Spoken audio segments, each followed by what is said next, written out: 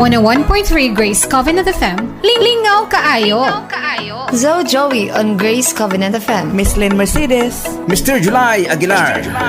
Sexy Aya on Grace Covenant FM.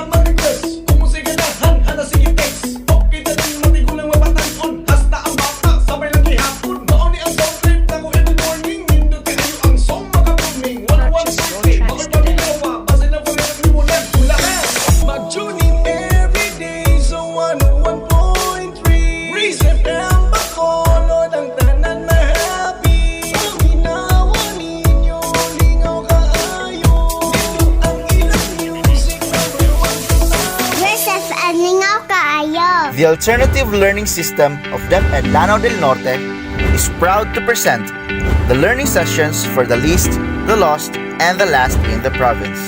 The program is a viable alternative to the existing formal educational instruction, encompassing both the non-formal and informal sources of knowledge and skills. Dali na mo! Kay sa ALS, kaugmaon mo, sigurado!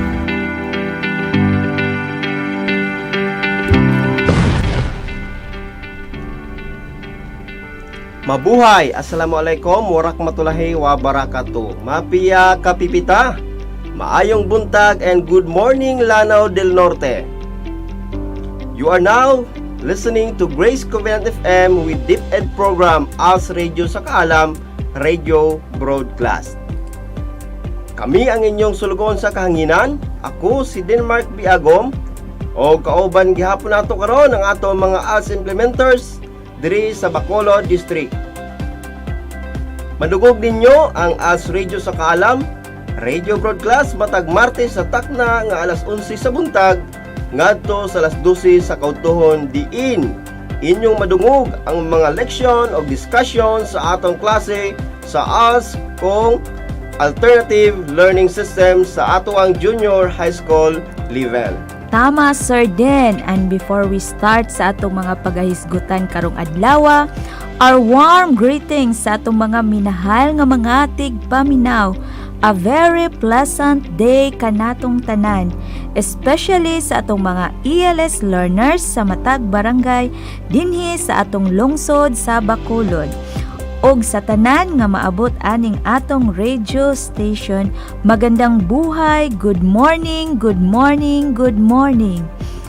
And to our Muslims, brothers and sisters, Ramadan Karim Mubarak.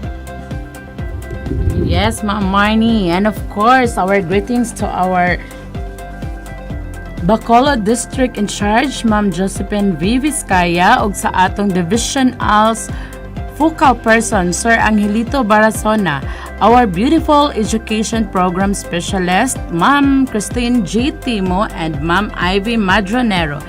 And also our warm greetings to our school's division superintendent, Sir Edelberto L. Oplinaria, with our assistant schools division superintendent, Rosemary Masisar, CID Chief Maria Eva S. Edon, and to our ISGAD Chief Maria Carmela T. Ablin, and to our ever-enthusiastic regional ALS focal person, no other than Dr. Ray Butch Mahinay.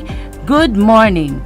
Ug kauban gihapon kanato karon atong mga ALS implementors sa Bacolod, ang inyong mga alagad, Teacher Leah Morpi Alinea, Marnie R. Sorizo, Denmark Biagom, Charity May Altabar. So last week, we officially started sa atong fun trivia question for the week. Mao nang paminawon yun ninyo ang matag information nga ihatag karon to answer the question nga ihatag. Duha atong lucky winners for the day one from Facebook Live, and one through text message. So mga gusto mo tubag through FB Live, just comment your answers below. And for those who would like to answer through text, just text your name, address, your answers, and send to 0960-641-0504. Again, 0960-641-0504. So the winner will be announced for the next week episode. Good news, ang makahatag sa sakto katubag, makadawat og pahalipay na tumataginting na 50 pesos worth regular load each sa atong mga text message. So winner og atong Facebook Live comment winner. So duha ang makadawat ni ini.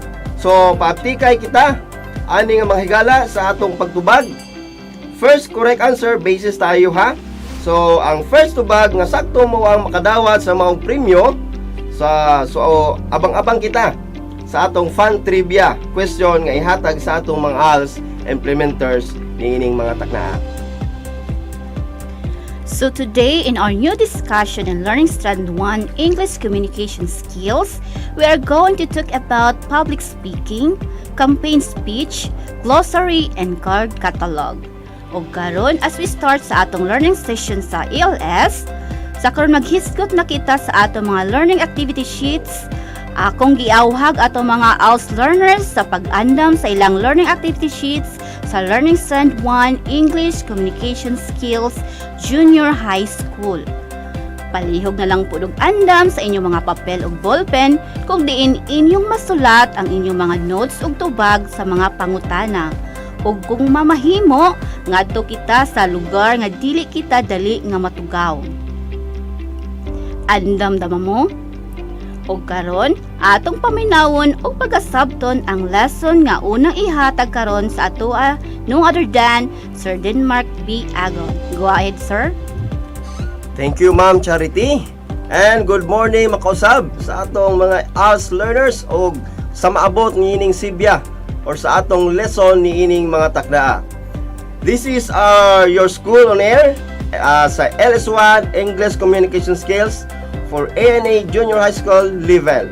I am grateful to be with you today. I am your ALS teacher, Sir Denmark, from Bacolod District, serving you. It's a good day to learn new things, and I am thankful that you are still willing to learn. So, dagan pang mga panahon nga magkauban kita sa matag Martes sa alas 11 hangtod alas 12 og inyong makatunan pa ang mga learning diri sa atua sa ALS nga mga topic. Make sure that you are in comfortable seat, far from noise, so that you can hear me loud and clear. At this point, get your activity sheet from Learning Strand 1, last number 34. Again, get your activity sheet for Learning Strand 1, last number 34. So before we start, akong balikon, kinahanglan na sa inyo karon ang inyong mga ballpen, lapis, papel, notebook nga maoy atong mahimong giya or maka-take note ta sa atong mga topics labi na sa atong lesson karon. Now, please hold your learning activity sheet and let's have a quick walkthrough. Make sure that the title of the last that you are holding is Delivering Campaign Speeches. Now, let's start with our lesson. Go to the concept notes and start learning. So, campaign speech. So, unsa man ning campaign speech? So, karong panahon, di ba? Election naman pod. So, nindot nato mahibaluan kung unsa gyud ni siya kaimportante aron sa alang sa atong pag-eskwela pod. So, a speech that persuade, motivate, and gives promises to the audience. Unsa daw ning campaign speech? A speech that persuade, motivate, and gives promises to the audience. Pag sinabing persuade, so dapat tayo nga nag-campaign or ang mga nag-campaign ng mga politiko, ng mga politics, dapat nilang akitin. Di ba? Siyempre, gusto mong mabutuhan ka o butoran ka sa moabot nga eleksyon. So dapat akitin daw nato ang tigpaminaw. Labi na katong wala pa nasayod kung kinsa kita. Motivate. So atong i-motivate, having an incentive of strong desire. Makita nila kung unsa atong desire nga ano ni campaign ta. Ngano nga gusto ko nga mo upo niini nga pagserbisyo sa mga katawan. So dapat naatay motivate aron makuha nato ang atong mga tawo nga mobotar nato. In gives promises to the audience. So dapat sakto or nindot ang atong mga pangako or sa Bisaya pa kanang saad, no? Musaad man ta kay muapil man ta sa pagserbisyo diri sa mga katawhan, labi na sa Bacolod, di ba? So tanang mga mudagan karon nindot kaayo ang ilang mga campaign speech.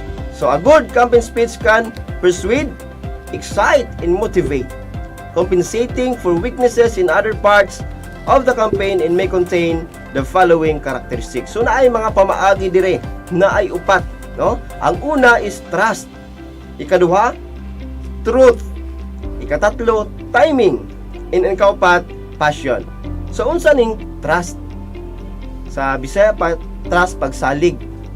Di ba? Audience trust with the communicator gives bigger impact to its message. So ang mga tigpaminaw pala, kung naisalig sa ato halimbawa, ako mudagan kog barangay tanod, joke lang ha, or naa sa posisyon sa panggobyerno, so dapat ang matawo makita nila ay kining tawhana masaligan ni. Oh, di ba? Kay nindot kayo ang iyang plataporma. So nindot siya ang iyang mga programa sa moalabot. So munang dapat makita sa ato ang trust. Ikaduha, truth. Message filled with truth and substances is more effective than just having flash and style. So sa daw, kailangan ang tanan natong ipagstorya makita gyud nga tinud-anay, tinuod gyud. O basin nagpost ta diha nga amo na akong gibuhat, pero nakita sa mga tawo nga mismo imong silingan mingon nga abot-bot na. O di ba? So dapat gyud ang imong pagserbisyo sa imong giingon, sa imong pag-campaign, makita gyud ang katinuuray or tinuod. Ikatatlo, timing. Message should fit the occasion, the moment, and the context. So dapat ang timing sa imong pagstorya, sa timing sa imong pag-speech is sakto sa mga okasyon or at the moment of the context. Ikaupat, passion. So naiuban nga mingon nga pwede gani nga dito na ako sa merkado or ka okay ra ni akong damit, mo na ako suoton. Pero the audience must see and feel that the speaker believes with what he says. So, ibig sabihin, makita nila sa imong panlihok, o di ba? Nga passion nga kini sa tawhana masaligan gyud ni. Bisan di pa nimo storya. Tungod sa iyang passion, makita gyud nimo nga masaligan ni. Naa diri gingon nga beginning, middle, and end sa campaign speech. Sa beginning, hook the audience. Ibig sabing hook the audience, a hook is a presentation opening tactics. O ibig sabihin, dapat makita ang tactics that immediately nga makuha, captures dayon sa magtagtig paminaw. Kung unsa gyud na imong gi pasabot, na isakto nga opening. Di ba? Ikaduha, during campaign speech, sa tunga-tunga niini, keep them interested. So, nindot imong opening. So, sa tunga-tunga, wow, interested kaayo ang imong mga topics. And katapusan, and make your audience nod heads. Ibig sabihin, tatango-tango ba? Mo kuan-kuan ang mga ulo mga tando-tando nga mo sakto gyud. O di ba? So then agree sila sa itanan nimong gisabi and siyempre paghuman palakpakan gyud. O palakpak. O kay nindot man ang nakita nila tungod sa imong pagkasi or sa bilang usa ka campaign speech nimo nga kinintawhana sakto gyud siya. So ato nang sabtan mga tigpaminaw labi na sa ato mga ALS learners, no? Kung unsa ang campaign speech. So kung nakasabot na mo, proceed tayo diri sa atong exercises. Diya sa ubos sa inyong last na atay exercises, akong pagabasahon ang mga direksyon aron mas masabtan ninyo kung unsao nato pagsagot. So here's your exercises. Answer A if you agree with the statement and DE if not. So ready na mo? So andam na ta. So ready na ta. So sa number 1, basahon ako aron mas masabtan ninyo ha. In delivering a speech, using familiar language is important. Number 1, in a delivering a speech, using familiar language is important. Number 2, to help listener create mental images, use vivid language which involves both imagery and rhythm. Number 3, use words that veil the truth for the unintended and destruction of civilians in other deceitful language. Number 3, use words that veil the truth for the unintended destruction of civilians in other deceitful language. Number 4, level of formality of speech depends on the purpose and expected audience. Number 4, level of formality of speech depends on the purpose and expected audience. Number 5, use slang expression and general audience. So, kinahanglan slang. Use slang expression and general audience. Number 6, avoid using biased language. Number 6, avoid using biased language. Number 7, making an outline of your speech help you stay on track. Making an outline of your speech help you stay on track. Number 8, audience attention is expected, not earned. Audience attention is expected, not earned. Number 9, when getting nervous speech, space out your words or speak slowly. When getting nervous, space out of your words or speak slowly. Number 10, if you only talk facts, your audience will get bored. Only talk feelings and you will wear them out. Only took attack an action and it invites disbelief. Number 10, if you only talk facts, your audience will get bored. Only took feelings and you will wear them out. Only took action and it invites disbelief. Good job! You're done with your exercises. You'll get to know your score in our next episode, so don't miss more learning activities next time. And likewise, don't stop challenging yourself. There are more activities waiting for you. Alright? My congratulations for job well done today. Again, this has been Sir Denmark, Agong radio teacher, leaving you the words, all is well when you study well, stay tuned. Okay, thank you, Sir Dan. Once again, good day to all our ELS learners. Welcome to our new learning episodes in Learning Strand 1 English Communication Skills. Inyo know sab makatunan karon ang leksyon sa learning activity sheet last number 36. Before we start, palihog og andam sa inyong kagamitan sama sa ballpen, notebook or papel para sa inyong mga activities. Kung mahimo, adto kamo sa usa ka lugar diin dili kamo dali matugaw. Andam na ba mo? Alright, let's all now learn together. Karon, atong hilusgutan ang kabahin sa uses of glossary. And at the end of our lesson, you are able to use a glossary to get the meaning of words. Now, let's begin our discussion. First, let's define what is a glossary. A glossary appears at the last part of a book containing alphabetical list of unfamiliar and difficult words found within a book with the definitions.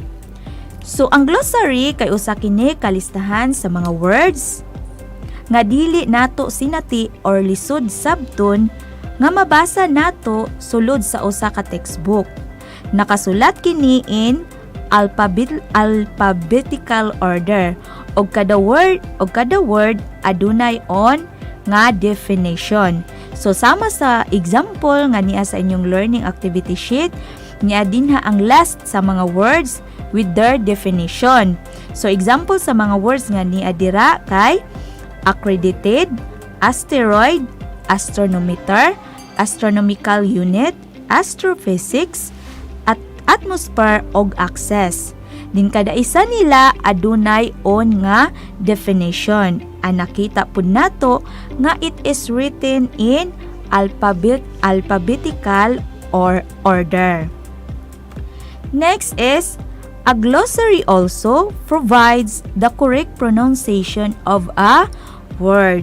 So sa glossary, dili lang meaning atong mabasa, makita or mabasa usab nato ang correct pronunciation sa word nga gi-define. So makita gihapon sa inyong learning activity sheet ang usa ka example sa glossary nga ang word nga gi-define adunay correct nga pronunciation nga nakabutang before ang definition. So another, a glossary is essentially a book's personal dictionary. So, the glossary serves as a dictionary for the reader as reference throughout the reading of the book. But, take note that in the glossary, it only contains definition for specific terms in the book. It does not function as an ordinary dictionary. Next is, where are glossaries found? So, asa nato makita ang glossary? So, in many textbooks, glossaries can be found at the back of each chapter or at the end of the book just before the index. So, makita nato ang glossary sa luyong bahin sa mga libro before sa index. Then, remember that textbooks aren't the only example of books that use glossaries. So, dili lang nato makita sa textbooks ang mga glossaries. Niapod sa plenty of non-fiction books use them, whether they are historical books, cultural critics, or scientific research. Fantasy or science fiction books also use a glossary. So what is the purpose or use of glossary? So unsa man jud ang purpose aning glossary nganong naa man jud ni ang glossary sa libro. So the purpose of a glossary is to make content specific words easily accessible to the reader. So para dali ra makita sa mga readers or sa mga mambabasa ang meaning sa mga difficult words nga ilahang mabasa or makita sa libro. So, encountering many unfamiliar words may be overwhelming for readers. This is why authors provide definition for words related to the topic within a glossary. Next is, glossaries also are included to help enhance the reader's knowledge of a certain subject, as they provide a net and orderly list of definition and translation of specific or unfamiliar words found in the book. So, kining glossary, gin-apil jud ni siya kay nakatabang man kini sa mga estudyante or sa mga mambabasa aron mas muuswag pa ang ilang kahibalo sa usa ka hilisgutan nga iyahang or ilahang gitun-an. So, and lastly, a glossary ensures that students have an accurate source for word definitions. So, mao kadto ang kabahin sa glossary. So, hinaot, aduna kamoy bagong nakatunan sa atong discussion karon. Og para sa inyong exercises, palihog og lantaw sa ubos nga bahin sa inyong learning activity sheet. So, for test 1, directions. Write true if the statement is true and false if not. Then write your answer in the space provided before the number. Again, directions. Write true if the statement is true and false if not. Then write your answer in the space provided before the number. Number 1. Glossary provides meaning to words used in material that may not be understood by the readers. Again, number 1. Glossary provides meaning to words used in material that may not be understood by the readers. Number 2.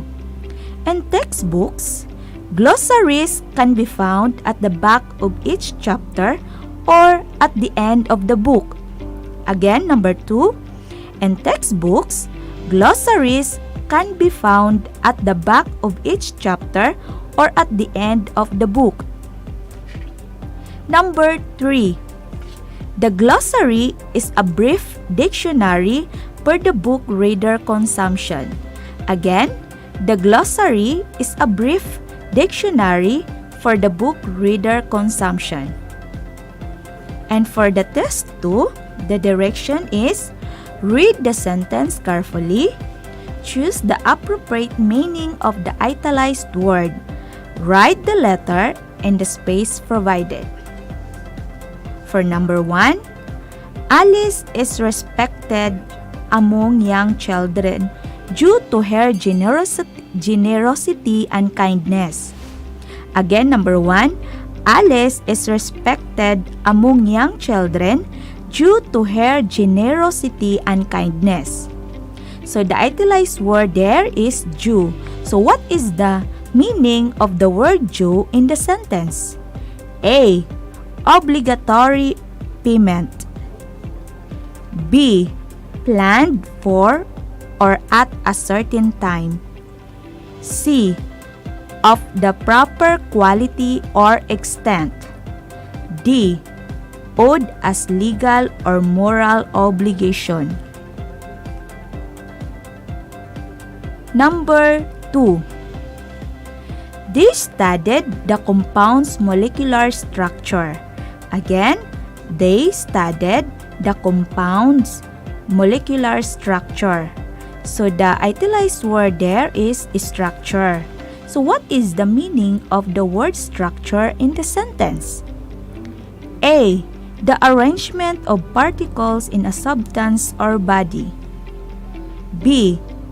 Elements of an entity in their relationships to each other. C. Coherent form or organization. D. Manner of construction. Number 3. In the above example of glossary, what does access mean? In the above example of glossary, what does access mean? A. The branch of astronomy that deals with physics. B. An imaginary straight line around which an object rotates. C. The approximate distance from the sun to Earth. D. A rocky space object. Kung mahuman na kamo, palihog og pasa niini sa adlaw nga nasabutan sa pagpasa sa inyong maestra or maestro. Og karon ato na usab paminawon ang laing discussion nga ihatag ni Ma'am Charity Mi Tabar. Ma'am Cha. Alright, thank you, Ma'am Marn. Once again, good morning. I'm Charity Mi Tabar, your radio teacher for this episode. I hope you are full of enthusiasm for another learning journey today. Now, let's proceed to the next topic. In Learning Activity Sheet number 37, it's all about using card catalog. In this module, you will learn the use of card catalog, the online public access catalog, or electronic search engine to locate specific resources. Listen carefully and prepare your pen, your notebook, and also don't forget your learning activity sheet number 37 and follow as I discuss the topic.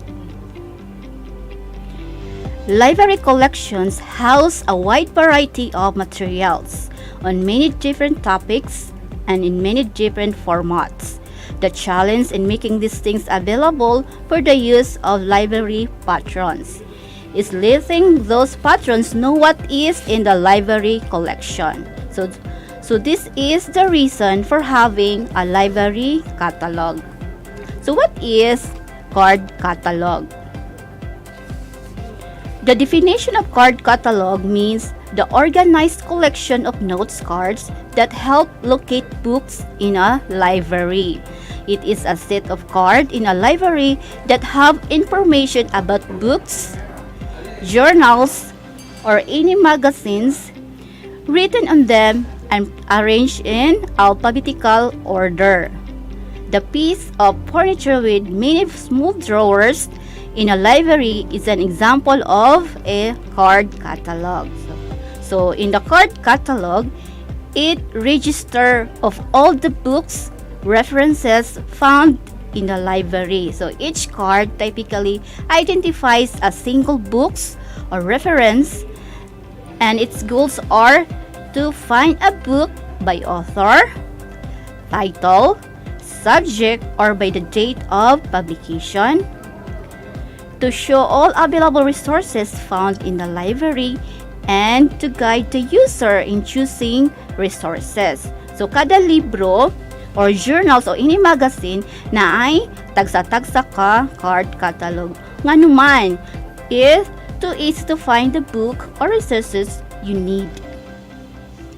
So what is the content in the card catalog? Unsa man ang nakasulat diha sa card catalog?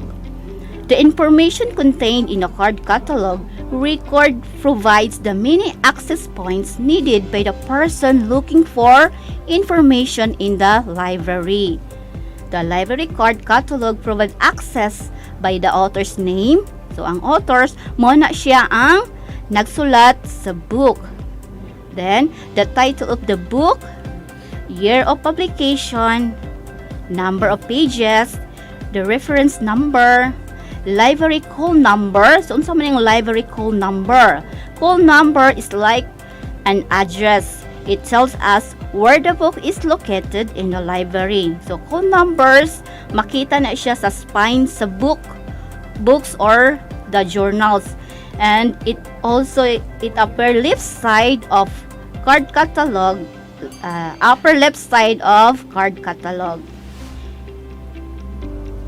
Sa call number, diha makita asa nakabutang nga shelves or na rows ang libro mo nang imong tan-awan para dali na lang nimo malocate kung asa siya nabutang ang libro or any reference nga imong kinahanglan. If you use card catalog, dali na lang nimo makita or available ba ang reference or book nga imong gikinahanglan. So, there are three types of card catalog. First is author catalog or author card. A type of card catalog organized by last name of the author. If more than one author collaborated on the book, the author listed first is the one appears on the card catalog. So kung daghan ang nagsulat ana nga book o daghang author, ang first nga isulat sa card catalog ana kay ang first nga author nga nasulat diha sa libro.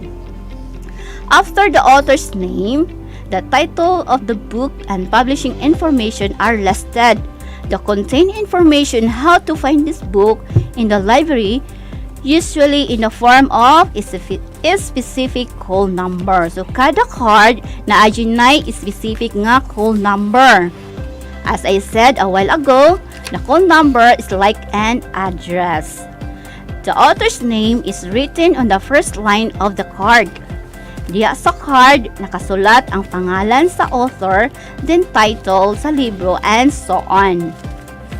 The next is title catalog or title card.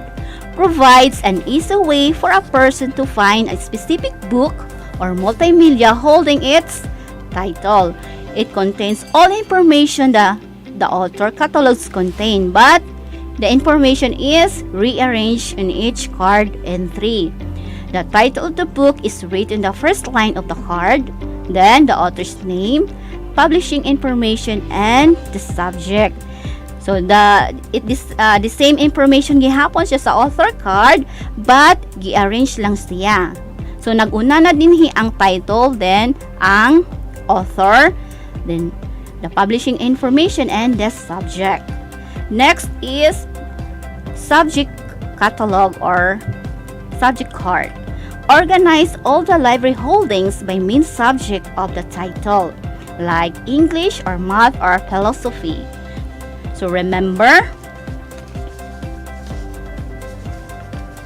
the only thing that is different is the first line of the card. No? So nakabutang kung sa author card, so naguna ang author, then same ra gyapon siya information. Okay, then title card and the subject card. It is a way of finding book if you know only one thing about it. The author, the title, or the subject. Person usually know at least one of these things, and one of them is all the patrons needs. Often, a person looking for a book or a fiction would know the title of the book or the name of its favorite author. If a person looking for a non-fiction book would know the subject area of the book. Most libraries now use online catalogs, but there are still catalogs. These are Online Public Access Catalog or OPAC. It's an online bibliography of a library collection that is available to public. OPAC developed a standalone online catalogs. With the arrival of the internet, most libraries have made their OPAC accessible from server to user all over the world. So OPAC search form allows searching by any combination of authors, titles, subjects, or keywords, date, or format. So online public access catalog, uploaded na diri ang mga references or book in the access of internet nga available ni sa tanan sa public. Next is electronic search engine. It is a software system that is designed to search for information on the World Wide Web. The search results are generally represented in a line of results, often referred to as search engine result pages. Search engine is a computer program that searches database and internet sites for documents containing keywords specified by a user like Google or Yahoo. So electronic search is a software, a computer program that searches database and used internet sites like Google or Yahoo. Again, card catalog means the organized collection of notes cards that help locate books in a library. And there are three types of card catalogs. These are author catalog, title catalog, and subject catalog. There are also online catalog. These are online public access and electronic search engine. Alright, let's do an exercises and your learning activity sheets below. So here's your quiz. Listen carefully as I read the questions. Directions, choose the letter of the correct answer. Again, choose the letter of the correct answer. Are you ready? Alright, number 1. A card catalog is important because number 1. A card catalog is important because A. It describes the structure of the library. B. It helps locate books in the library. C. It helps the reader to appreciate books. D. It is a cute card. Number 2. To find a section in a library where the books are, you have to. Number 2. To find the section in the library where the books are, you have to A. Copy the call number. B. Copy the title card. C. Copy the name of the author. D. All of the above. Number 3. The following information are found in a card catalog except 1. Number 3. The following information are found in a card catalog except one. A. Author's name. B. Publisher. C. Librarian's name. D. Title of the book. Number 4. How the cards arrange. Number 4. How the cards arrange. A. Numerical order. B. Alphabetical order. C. Chronological order. D. Reverse chronological order. Number 5. What type of card catalog will you use if you only remember the author's name? Number 5. What type of card catalog will you use if you only remember the author's name? A. Title card or title catalog. B. Author catalog. C. Subject catalog. D. Classified catalog. In test B, you want to search on the causes of COVID-19 virus using the online public access catalog or electronic search engine. List 3 possible resources you can use for this topic. So, mag-research ra mo og tulo ka title resources and its author about causes of COVID-19 virus. Alright, thank you. Alright, job well done for today, learners. Don't forget to submit your output on the scheduled day of submission. Your radio teachers leaving the words, work hard, dream big, and never give up. Always stay tuned for another topic next week. Now, let's hear another discussion to be discussed by Ma'am Leamor Alenia. Ma'am? Thank you, Ma'am Cha. According to Lynn Purnell, never stop learning because life never stop teaching. Another day ahead for a new learning. At this time, kindly turn your learning activity sheets or last number 31, which is all about dictionaries, thesaurus, and online resources. But before we proceed, let me introduce to you what is dictionaries, thesaurus, and online resources. They have a common goal to help us provide useful information and data. The dictionaries gives meaning on a subject. So, ang dictionary maghatag nato og meaning. No, then while the thesaurus is useful for finding synonyms and antonyms.